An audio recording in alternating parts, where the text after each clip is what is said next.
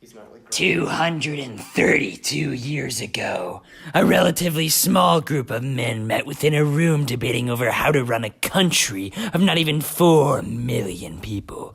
Today, this number has grown over 82 times the original population the Constitution was meant to serve. Although the document is long, just like many modern political candidates, it is rambling, and when analyzed frankly, it leaves most areas of government up to interpretation. There are no term limits set on presidents when George Washington took office. In fact, these were not even enacted until over 150 years later. Later, whenever the people being governed decided Franklin Delano Roosevelt probably shouldn't have ruled our country for almost 16 years. Today, this leading face of the United States as a whole has strict regulations on how long they can stay in power, despite the real power being lawmaking in this country, Congress. In recent years, individual congressmen have gained more and more notoriety compared to even just 10 years ago, when most of the population could not even name their state senators or district representatives. As the notoriety is rising, questions have been asked for more than a century are becoming more mainstream. Many Americans have not even realized until recently the powers of individual congressmen due to them not being in the mainstream media until now. According to Rose DeSantis, Patrick Leahy has served in Congress for over 42 years. According to a survey at the high school in the Midwest, only 4% of people interviewed had ever heard of this congressman, yet he is part of the backbone of the American government. His decision has the ability to change taxes, laws, and in some cases, the standard of living in different areas of the United States. Yet comparably, almost no one knows his name and even less his positions on important issues. This opens the idea of a larger issue plaguing the American people coming from governmental offices in Congress. The big question here lies in the idea of whether many other cases like Leigh should be allowed to continue to serve as long as he can be re-elected in his district, or should the American people put an end to unlimited service in Congress?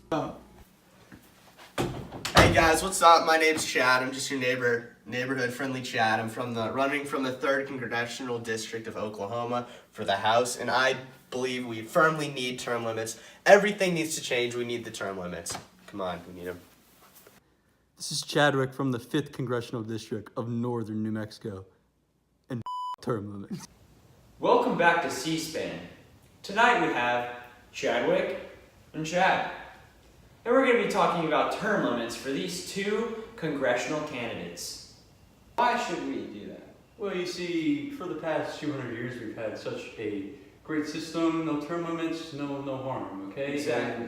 And, anyways, after, on average, half of the congressmen are replaced every 10 years anyway, so the need for term limits is not an immediate cause. Alright.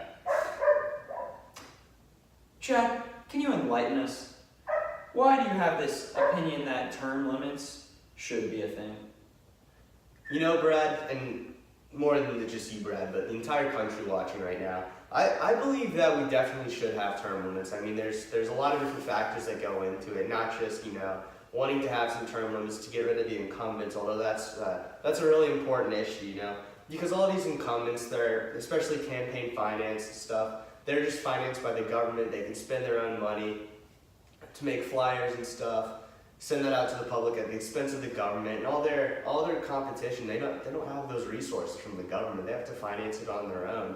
So I feel like that's a big issue we need to deal with. And if there were some kind of term limits in place, that could really change how the government's run. And how people get elected and really make it more fair and get rid of what people call the career politician. Because, you know, the career politician is something where people like Mr. Leahy have been in the Senate or House for over 50 years at this point, man. So they're just corrupt. Yeah, that's what I really believe. And I mean, I think that special interest groups also have a strong hold in this, you know? Like the NRA, for example, the Sierra group, they really like find their politician and keep them in office for not even like a few years, but like decades at a time. You can really keep furthering those issues. Okay, Even time's if, like, up. the whole policy. Chadwick. Hey, do not stop me yet, Brad. Do not stop me yet. I gotta talk, Brad. So I really feel like these groups just need to be put in place. You know, you need to like have a chance to go look at other people. So that, like, we don't know if there's any under table things going on with all these politicians that have been there for years. Like, that's how they figure out how to take bribes and stuff. So another thing is that like the majority of you guys watching right now, I think you're with me. And I mean, those are really my thoughts. Very interesting. We're back. Chadwick. How do you feel about term limits? You know what? We've had them for about 200 years. Yes. And I want to keep it that way, okay? I want to keep it that way. Word, bro. Now, term limits, see, they will banish experienced legislators and lead to less effective Congress. Okay. Yes? You understand? You're with me? I think I do. Because he's not with me. He's not with me. Term limits will also increase the power of congressional staff and bureaucracies. Now you're with me. Yes, sir. Because he's not with me. He's not with you. Did you know that the campaign finance legislation is a solution to making a level playing field in elections, not term limits? Yes? Yes, sir. Yes. And finally, limits are undemocratic, and they may restrict the choice of candidates available to voters. As Barney Frank, a long-time serving Democrat congressman, said, "We must be the only profession in the world where an indication that your employers are satisfied with your work is taken as an indication that something is wrong." Put that in the news tomorrow morning. Yes, sir. Yep. Yes, sir. It's Chadwick. Yes, sir. Do you realize that every second we're sitting here, every second they're watching, more people are dying? The Phantom's out there, dude. Phantom's not real. The Phantom's out there, man. Phantom's not real. And I'll show you when I win this election. Dude, I am running for you guys. I know your loved ones have been killed. Your children, your grandparents, your parents, your dogs, your pets. They've all been killed by the phantom of term limits. Now we must put an end to this phantom by having term limits. The phantom's awful. And that's all. Thank you for joining us tonight. See you next week. See you guys. He's here!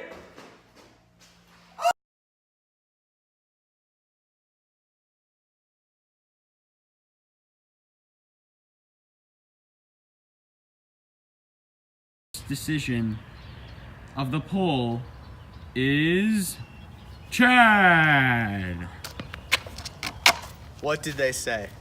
What did I say? I said I would win. Term limits are important, and now I've saved you guys. The Phantom's not after you anymore. The poll is mine.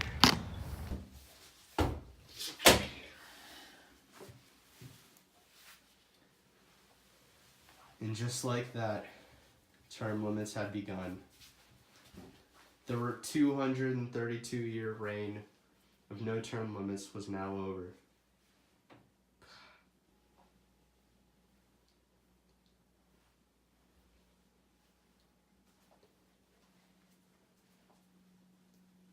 I'm gonna go this way.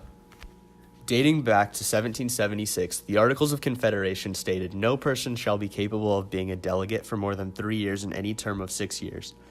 Although it was clearly stated in the Articles, there was much controversy on delegates who violated the term limits, so when the Constitutional Convention was called, term limits were a part of it. One of the proposals in the Virginia Plan was that the national legislature would have to wait for run for re-election, but ultimately the founders decided to leave term limits out of the Constitution.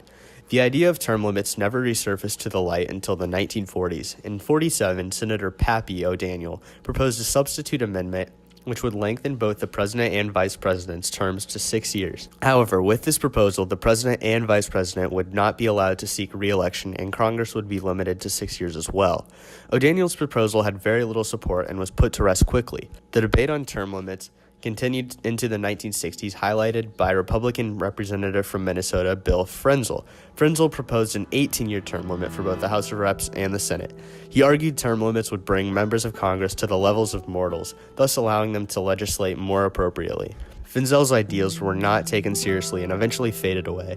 The list goes on and on of ideas similar to those of O'Daniel's and Frenzel. As a result, any term limits must receive a 2/3 vote from the House and Senate and ratification by 3/4 of states. Since little has been done, although people still advocate for term limits.